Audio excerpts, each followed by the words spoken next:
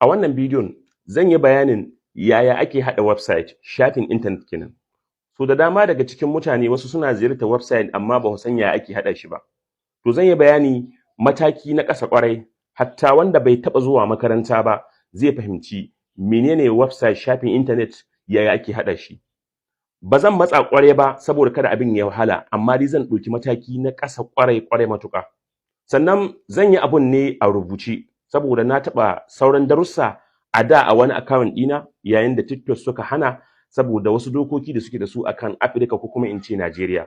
Bisa ga wannan zan bi hanyar da ta dace wadda ba za mu saba ma ƙa'idodinsu ba. Wanda dai ya san TikTok ya san irin yadda suke ta mutane shegantaka game da irin wannan. A takaice zan nuna muku kai tsaye yadda ake wato haɗa website ko kuma in ce bayaninsa kafin mu tahi a aikace. Wannan yana daga cikin darussa da nake so na ci gaba da yi kan ilmantar da wato matasa su san ya ake haɗa kaza, domin in za su iya suna iya su haɗa su ma a biya su. Kai tsaye za mu yi bayani akan wato shi karan kansa shafin intanet.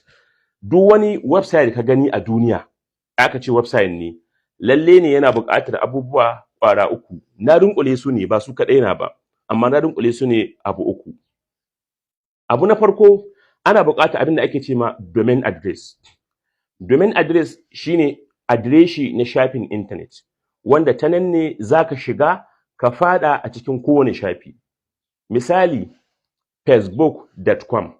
Wannan shafi ne, idan ba ta facebook.com ka shiga ba, ba yadda za a yi ka faɗa a Facebook. Ko da application ɗinsu ka ɗauko, to sun haɗa application ɗinsu da shafin ne, shi yasa kake samu har ka yi accessing, ma'ana ka shiga a cikin shi wannan shafin. Kamar bbchausa.com misali, idan ba don da ka BBC Hausa ba yadda za a yi ka samu ka isa ainihin shafinsu. Don haka a ainihin wato abin da ya shafi website ana buƙatar abin da ake ce ma wato domain address. Wannan shi ake ce ma domain address. Ana buƙatar domain address wato mashiga kenan. Sai mu ce kamar misali wato kamar gate, a ce wannan shine gate ɗin mota, ko kuma gate ɗin website ɗinka. Ka ɗauka wannan a ce shine domain address. Dole sai domain address sannan za ka shiga da kowane website. Idan babu domain address ba yadda za a yi ka ga website. Shi yasa idan baka san website ba, ba za ka san shi ba. Amma in ka san mashigarsa to shikenan ka huta. Abu na gaba sai hosting. Shi kuma za ka nemi wato abin da ake ce ma hosting. Wannan hosting ɗin, kamar misali mu baka misali mu ce wannan hosting ne, to sai ya kasance shi ne fili. Kamar misali a ce matasa masu gina sun san cewa ba za ka fara gina ba sai ka nemi hili, to ka ɗauki hili shine hosting. Dukkanin website da ka gani a duniya yana da hosting a ƙasansa. Idan da ba da wannan hosting ba, ba yadda za a yi wannan website ɗin ya tsaya. To cikin hosting akwai wanda na biya, wanda ake cewa paid hosting, akwai kuma free wanda yake na free ne. To irin na free akwai irin blogspot, free ne. WordPress ma akwai na free wanda na free ne, amma matsalar shine baka da yanci na yin abubuwan da kake bukata. Idan kana son ka samu yanci, to dole ne ka sayi premium hosting naka na kanka. Akwai kamfuna da yawa da suke saida wato suke bada service ɗin hosting. Akwai Hugo Host, akwai Smartwave, suna nan da yawa. Na ambaci ƙwara biyu ne kada abin shi tsawo.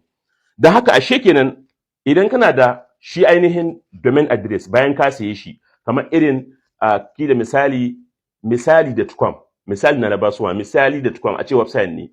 In ka saye shi, to sai ka ɗauko, sai ka sayi hosting inda za ka aza shi, sai ka aza shi sama, sannan zai zaunawa.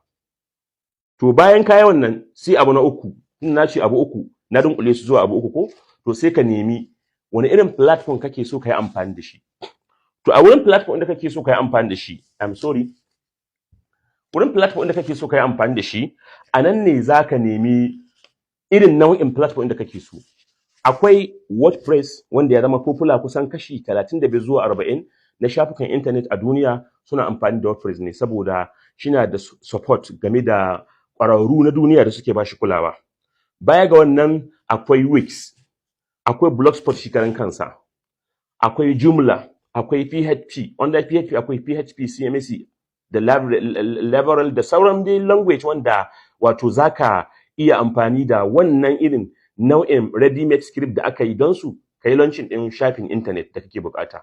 Ba zan so in matsa kwarai matuƙa ba, amma dai wannan abun na uku shi ake bukata. To wannan abun na uku sai ka ɗauke shi, misali ka ɗauki wannan shine WordPress. To ashe yayin da ka mallaki hosting domain, to sai ka nemi hosting wanda shi zaka aza. Hosting shine ka ɗauka gini da zaka yi akan gida, tun da ga kai da hili, ga ka da get kaso. To amma ba zai tsaya ba, kuma ko ya tsaya ba zai bada ma'ana ba. Ashe akwai buƙatar ka gine shi kai mai kwalliya. In ka ce baka son WordPress, to sai ka zaɓi wani platform daban. Sai mu ɗauki wannan, sai ka ce shi zaka aza saman hosting ɗinka, ga ainihin domain address ɗinka. Kaga idan mutum ya shigo ta wannan ƙofar zai buɗewa, yana shigowa sai ya zo sai ya gani ga design ɗin da ka yi. Amma idan ka sayi kawai wannan domain da hosting babu wannan, mutum na buɗewa zai ga hili kawai, blank page zai gani, fari kenan. Shi yasa ake buƙatar domain address, hosting. Daga nan sai ka bi abin da ake buƙata na uku ɗin da na ce, ko WordPress da za ka amfani da shi, misali, ko kuma Wix ko Blogspot haka misali.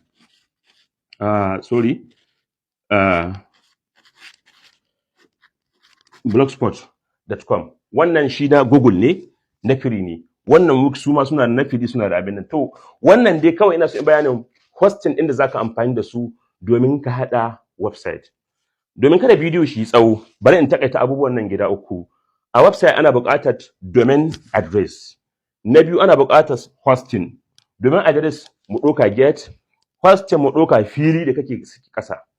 Sai mu ce abu na uku shine script ko kuma software da ka amfani da, kamar irin WordPress ko script ko CMS ko whatever hanyar abin da ka amfani da shi ake ce ma kamar matsayin design ko kuma abin da ya ƙunshi gida. Wannan ina so in ɗauki mataki na ƙasa ne yadda kowa zai fahimta. Akwai abubuwa wanda za su biyo baya, amma dai wannan shine abu uku da ake buƙata. Lalle ne in zaka buƙace su sai ka bi kuɗin sayan domain, da kuɗin sayan hosting, da kuma kuɗi na sayan themes in premium ne ko wasu plugins da zaka haɗa in zaka amfani da WordPress. In kuma zaka amfani da PHP script ne, to dama an riga an tsara shi, ka siye shi ga mai shi. In kuma na free ka samu na free.